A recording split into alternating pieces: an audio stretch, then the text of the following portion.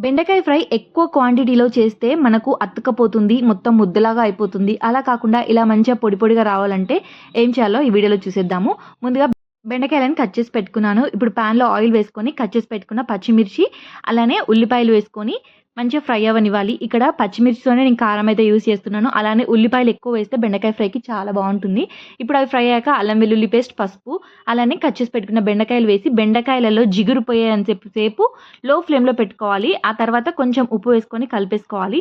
ఆ తర్వాత ఇందులో బియ్యపిండి కానీ లేదంటే శనగపిండి కానీ ఇలా వేసుకోవడం వల్ల మనకంతా పిండి పీల్చేస్తుంది. అలా అని పిండి ఎక్కువగా వేయకండి, కొంచెమే వేయాలి. 1 టేబుల్ స్పూన్ వేస్తే సరిపోతుంది. ఇది మంచిగా లో ఫ్లేమ్‌లో పెట్టి మంచిగా ఫ్రై చేసుకోవాలి. మంచిగా ఫ్రై అయిపోయాక ఇప్పుడు ధనియాల పొడి, అలానే నా దగ్గర స్ప్రింగ్ ఆనియన్స్ ఉన్నాయి, అవి కూడా వేసేసుకొని ఇంకో 2 నిమిషాలు కుక్ చేశాను. అంతే, మన బెండకాయ ఫ్రై సూపర్‌గా రెడీ అయిపోయింది. ఒక్కసారి ట్రై చేసి చూడండి. ఎలా వచ్చిందో కామెంట్ బాక్స్‌లో కామెంట్ చేయండి. అలానే వీడియో గనుక నచ్చితే లైక్ చేయండి. Thank you for watching.